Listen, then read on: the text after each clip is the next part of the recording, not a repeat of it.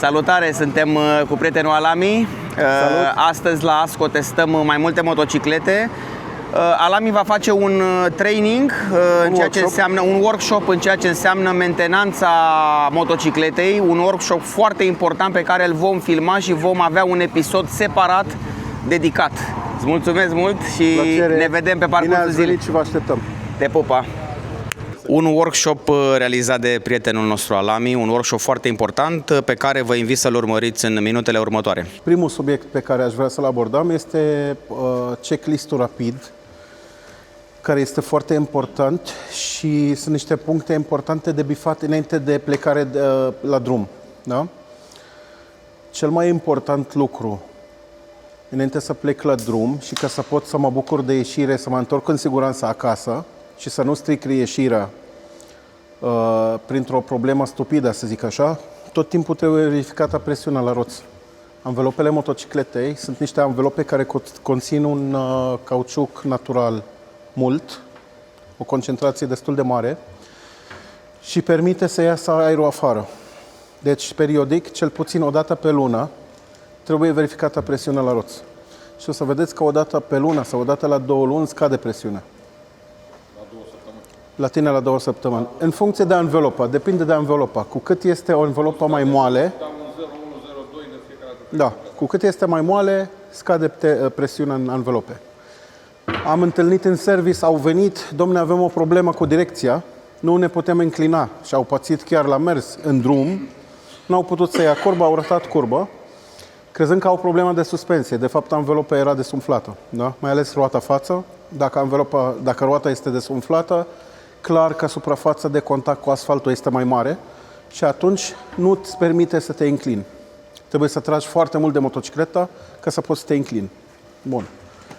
A doua verificare foarte importantă este vizuală.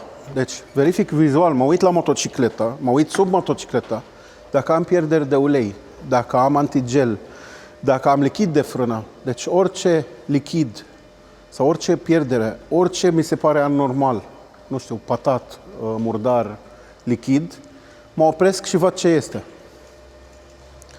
Dacă mi se pare că e uleios, sau dacă mi se pare că vine de la etrier, sau dacă mi se pare că vine de la motor, nu mai plec la drum. Problemele astea sunt foarte periculoase, trebuie rezolvate. Mai ales dacă sunt în partea din fața roții de spate. Da?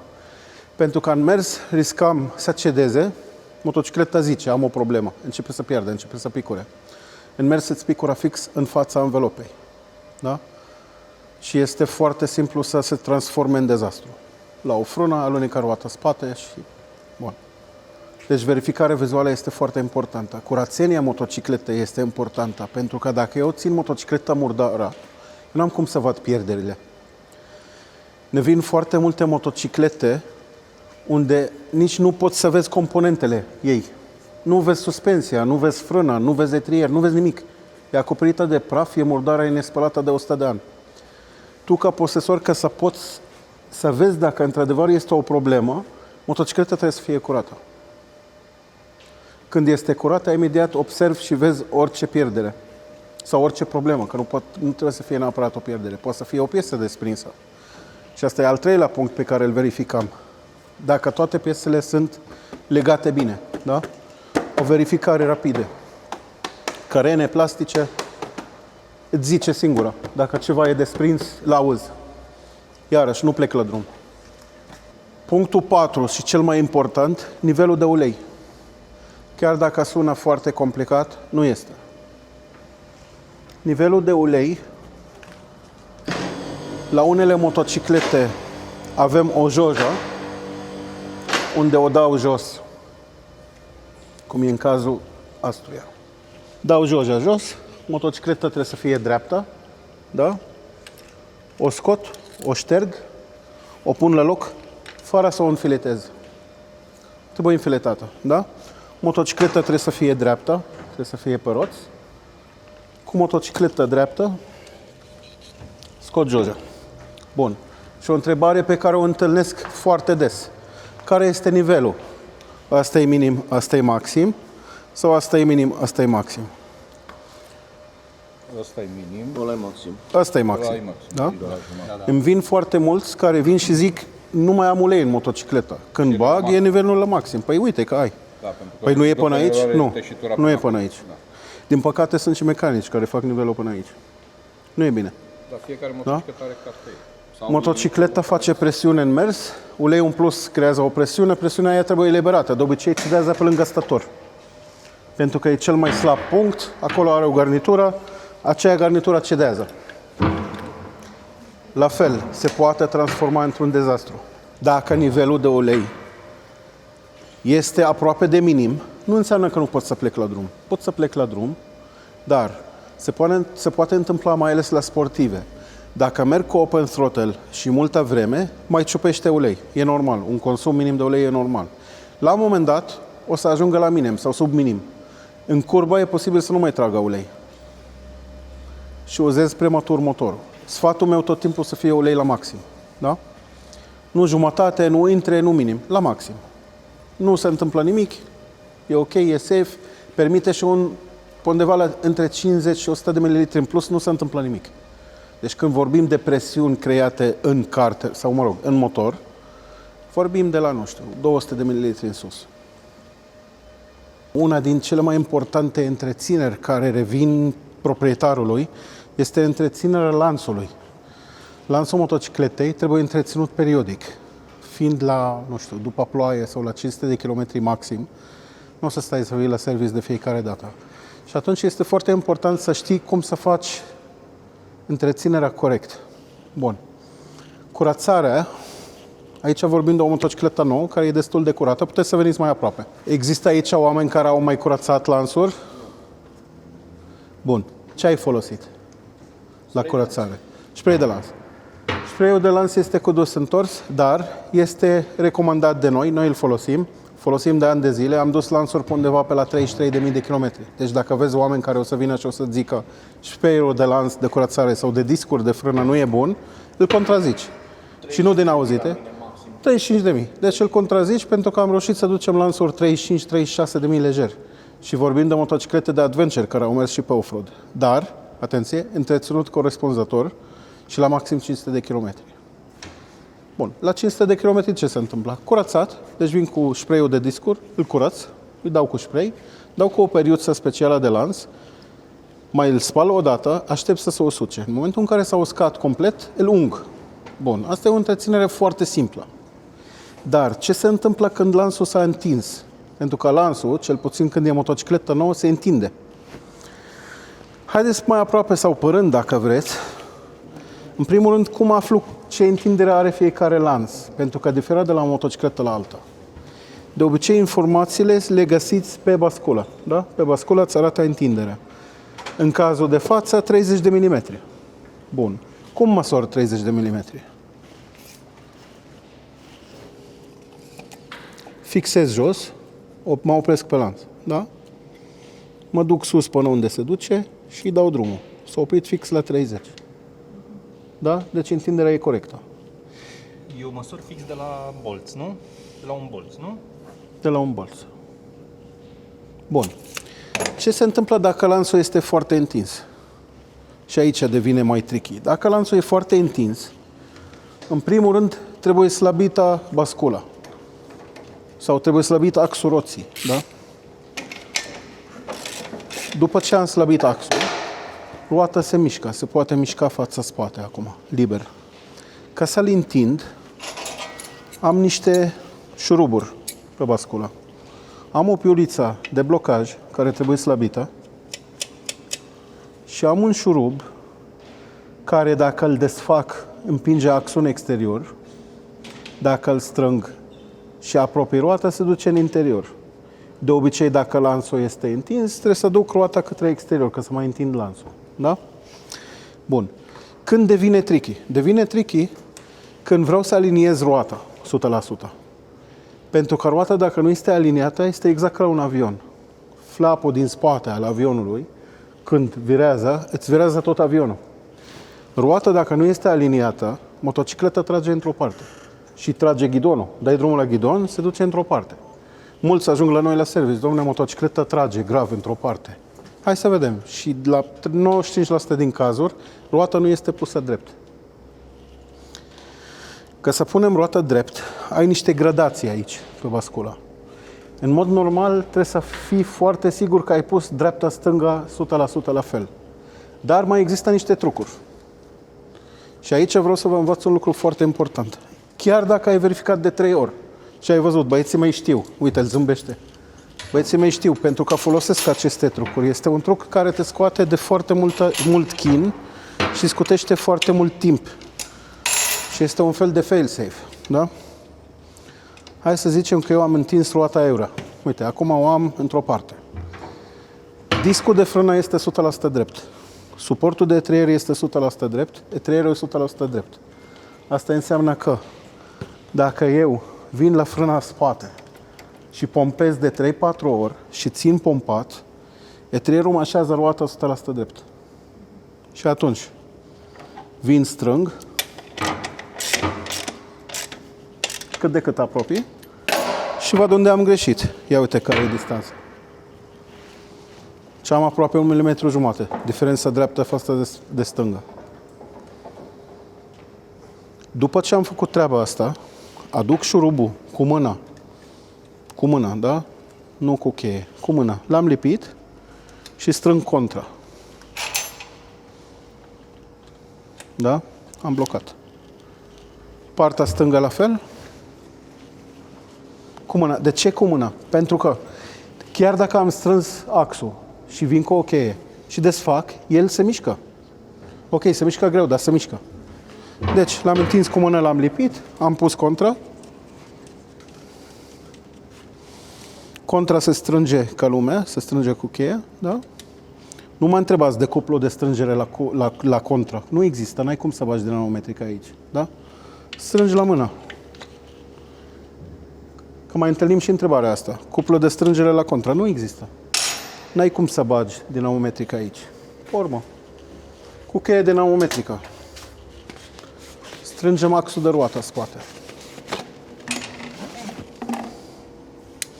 Bineînțeles, înainte, mai verificam o dată, vizual. Câte liniuțe am aici? 3. În dreapta câte am? 3. Bun. Setez cuplu corect. În cazul de față, eu nu zic 95. Setez cuplu corect. Foarte important cu dinamometrică. Da? Nu peste, nu sub.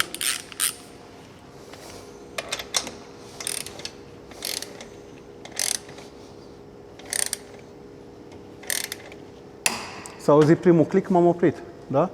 Că sunt mulți. Se aude click, mai face. Nu. S-a auzit click-ul, ăla e cuplu. Te-ai oprit. Asta e tot. Întrebări? Dacă avem suspensia mai înaltă și e greu și roata nu se mișcă când punem motoreta pe cric, ce soluție avem?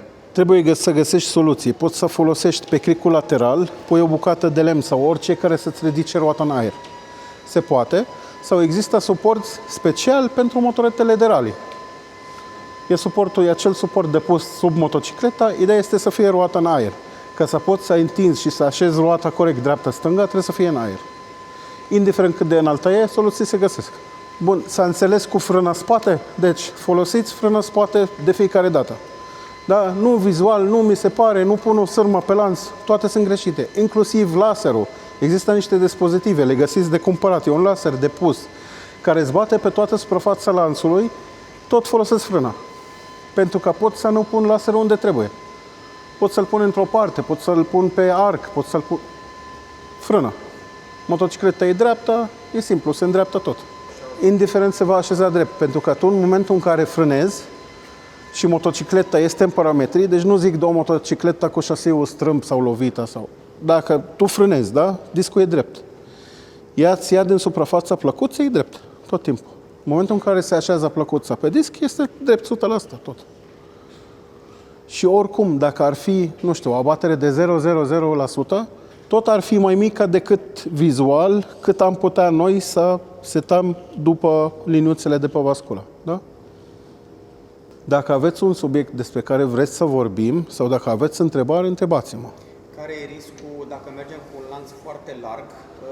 Cam cât de larg trebuie să fie lanțul ca să existe un risc să iasă? Este discutabil. Este în funcție de uzura lanțului. Dacă pinionul, dacă foaia este foarte uzată, poate sări lanțul.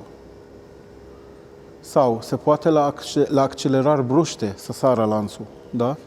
Poate să se rupă.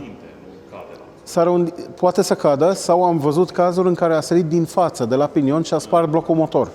Deci am întâlnit motociclete cu blocul de motor spart, pentru că s-a spart lanțul sau a sărit și când s-a învârtit a dat în blocul motor și a spart blocul motor. Mie mi s-a rupt lanțul acum la motoretă și am avut noroc când am căzut și că nu mi-a blocat. Poate să-ți blocheze roata spate sau poate mai rău dacă ai viteză mare, pentru că el se învârte în sensul fața, da? El când se rupe vine înapoi spre tine. Poate să te taie pe spate. Da? Deci este foarte importantă întreținerea lanțului. Dacă vii, te duci la un service sau la un dealer, că dealerul de obicei măsoară și noi trecem necesar pe comandă. Dacă dealerul zice necesar înlocuire kit lanț, ia în vedere că trebuie înlocuit. Pentru că noi măsurăm. Deci se poate măsura uzura. În cazul vostru, să zic, dacă aveți catrag de lanț și spațiu între lanț și foaie este mare, adică văd lumina prin el, trebuie înlocuit. Chiar dacă n-a ajuns la maxim cu întinderea. Tot cu cele două foi. Cu tot, kit de lanț, tot timpul. Pentru că se poate întâmpla să fie la montaj tăiat mai scurt și atunci omul a dus foarte mult în față, el s-a întins, încă îl vezi pe verde, că după cum vezi avem un martor aici de uzură. Poate să fie cu 2 zale mai scurt la montaj. Poate să greșească mecanicul sau să livreze greșit. Bun. Și atunci el s-a întins. Aici văd că e pe verde, dar când trag aici sau lateral are joc mare sau când trag aici văd lumina prin el, e clar că e foarte întins. Sau când încep să văd niște o-ringuri rupte. Nu e bine, ceva e greșit la întreținere. Care este riscul când strângi foarte tare lanțul? Ce se poate întâmpla? Dacă este foarte strâns, în primul rând, primul afectat este cutia, este priza de la cutie. Și o să auzi un lanț foarte intens, începe să cloncăne, să aude un cloncănit aici. Clonc, clonc, clonc, clonc. Am întâlnit, vin la noi în service, am întâlnit și tu ai avut un client cu, chiar acum recent, un cloncănit, era țambal lanțul. Ideea este următoarea.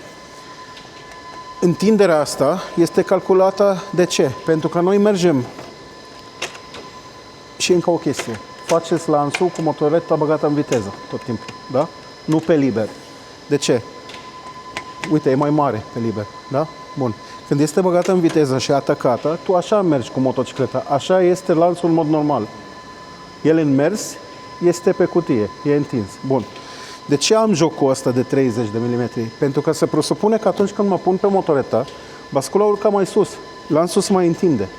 Dacă lanțul deja e întins prea mult și m-am pus pe motoreta și a urcat bascula, el se întinde atât de tare, primul afectat este priza de la cutie. Am văzut prize rupte, am văzut prize tocite. Mănâncă din priză. Și ce înseamnă asta? Sap în motor. Încep să schimb brochene, chestii, prize, rulmenți. Ăsta e primul afectat. Da, poate, cum a zis și Ore, poate să se rupă lanțul. Deci riscul mai mare dacă e întins prea tare decât dacă e mai larg. Dacă e mai larg, riscul, exact, în balanța, da. Mai grav să fie mai întins decât mai slab. Mai larg decât strâns. Da. Oricum, mai larg îți zice singur, pentru că în momentul în care este larg și ai pus mâna în gaz, el începe să bată în basculă. Da? L-auzi. Deci chiar ne vin clienți, dom'le, când plec de pe loc să aude ceva. Țac. Păi se aude lanțul. Dar ideea e următoarea, că lanțul devine mai larg prin uzură. Sigur. El dacă e prea strânt, înseamnă că a intervenit cineva. Cineva, exact. Deci dacă nu intervine nimeni, el se tot El se largește, exact. Și mai puțin grav decât dacă cineva îl strânge greșit, prea tare. Alte întrebări. Încă o chestie. Ce ulei? Este foarte bună întrebarea, chiar am vorbit despre asta. Ce recomandă producătorul? De obicei, când cumpără o motocicletă, producătorul recomandă niște specificații, da? De exemplu, în cazul nostru, avem un ulei de la Honda, nu avem niciun ulei pe aici, în fine. De la Honda, zice JASO, MEAI și o viscozitate, da? Eu încerc să o respect, chiar dacă nu-mi place brandul, dar eu am încredere în brand. Pentru că, de exemplu, în cazul nostru, la Honda, dacă Honda zice, eu îți dau garanție 4 ani sau 200.000 de kilometri și îți recomandă să folosești uleiul Honda, ce înseamnă asta? Este un ulei în care, în primul rând, Honda are încredere în el, pentru că nu o să-ți dau un ulei prost să zică pune uleiul ăsta, știind că o să strice motorul, dar să-ți oferă el garanție. Este un ulei foarte bun, da? Honda nu fabrică uleiuri, dar recomandă niște uleiuri. Și sunt niște uleiuri cu Honda pe ele, pentru că sunt făcute pentru Honda, specificațiile cerute de Honda, da? Uleiul folosit este uleiul recomandat de producător, indiferent de brand. Nu mă interesează brandul. Dar pe Honda folosesc Honda, pe BMW folosesc BMW, pe Yamaha folosesc Yamalube. Așa ar fi corect. Așa ar fi bine. Nu vorbim de brand. Aici e reclama, e în funcție de ce a făcut fiecare brand pe piață. Dar în primul rând, specificațiile producătorului. Am întâlnit, la prima revizie a venit, domne, vreau uleiul meu. Dar de ce? Că știu că uleiul Honda nu e bun. De unde știe? Dacă noi asta facem de ani de zile, noi, nu știu, în peste 10 ani de Honda am refăcut un singur motor sau 2 motoare. Ce înseamnă asta? Înseamnă că Honda e foarte rezistentă și înseamnă că uleiurile sunt bune, deci fac treabă. Dar trebuie respectat planul de mentenanță. Da? Am auzit mai devreme cu presiunea roți și am discutat și noi în prima sesiune. Nu vă mai încărcați mintea cu tâmpenii. Este foarte important să știu ce anvelope am pe motocicletă. De exemplu, dacă am anvelope de off-road, trebuie să merg cu o presiune mai mică. Dar, de obicei, este trecut pe motocicletă. Da? Vin și mă uit. Nu țin minte, nu există o regulă. Toate motocicletele merg cu 2.5. E greșit. Unele merg cu 3, unele merg cu 1.8. Dar vin și mă uit aici și îmi zice așa, fața 2.5, spate 2.9. Asta fac. Presiunea la rece întotdeauna. Foarte important. Dar dacă sunt plecat la drum, anvelopele sunt calde, fac presiune la cald. Asta e. Fac un 0,1 mai puțin și la revedere. Lasă în sus. În sus? Da. Atâta timp vorbim în momentul în care nu mergem cu motorul. Vorbim de iernat. Când vrei să stau un lucru și să nu ai de-a face cu el foarte mult timp, fai presiunea un pic mai mare. Pentru că își păstrează forma anvelopa. Repet, vorbim de depozitare sau mers, că sunt lucruri diferite. În mers, presiune mai mică. Un pic mai mică îți mărește suprafața de contact. Da? Pe off-road și pe frig, pe foarte frig, vorbim de temperatură aproape de 1 sau 0, măresc suprafața de contact. Da? Nu mișcari bruște, cât mai puține frâne față, încerc să mă bezesc pe spate cât mai mult ca să nu mă alunece roată față. Și nu mă mai înclin. Conduc ca la ATV. Mai înclin, dar nu atât de mult. Da? Mai ales având presiune mică. Ce se întâmplă dacă nu schimbi lichidul de frână la 2 ani? Dacă nu schimb lichidul de frână la 2 ani, se pot întâmpla multe. În primul rând, lichidul de frână are un punct de fierbere. De obicei, la motoare folosim un lichid de frână cu punct de fierbere mai sus. Pentru că sunt frâne care se încing, mai ales frâna pe spate. Folosim un ulei care ajunge lejer la 300 de grade, care poate să reziste până la 300 de grade, fără să fiarbă. Dacă folosim un ulei cu punct de fierbere jos, există posibilitatea să-l auzi fierbând în instalație. Și s-a întâmplat, chiar s-a întâmplat. Transfăgărășan, la coborâre, dacă dai în ceva sportiv și nu are uleiul care trebuie, la un moment dat rămâi fără frână. Bun. De ce trebuie schimbat? Pentru că el la 2 ani de zile pierde din proprietăți. De ce? Are rolul de a absorbe tot ce înseamnă umiditate din instalație. Da? Și odată cu absorbind umiditatea din instalație, pentru că se creează condens datorită temperaturilor, nivelul lui crește în primul rând și proprietățile scad. De asta e important să fie schimbat, ca să-și păstreze tot timpul, să fie proaspăt și să păstrăm proprietățile lui. For safety, eu personal îl schimb la un Orice faci la motocicleta mai repede, nu-i face rău, îi face bine. Dar sunt niște chestii la care nu trebuie să exagerăm. De exemplu, degeaba schimb antigelul anual, că nu are ce să le afecteze. La 2 ani e bine, e de ajuns. Sau măcar planul de mentenanță. Planul de mentenanță e de obicei făcut ca să cumva să economisească niște bani și să fie pocket friendly pentru noi. De exemplu, Honda zice la unele modele 3 ani. Că fac la 2 e mai bine, păstrezi instalație curată, știi? Nu oxidează radiatorul, e mai bine să faci mai des. dar măcar planul de mentenanță. Un etrier are o-ring, are garnitur, are metal. Și ăsta e special pentru frână, deci sunt acoperite, da? Ideea este să nu conțină acetona, pentru că acetona o să-ți umfle o-ringurile. Atât. Dar asta nu conțin. Și mi-a făcut plăcere să vorbim astăzi. Mă bucur că sunteți aici. Dacă mai aveți întrebări, mai avem o sesiune mai târziu. Discutăm. Da?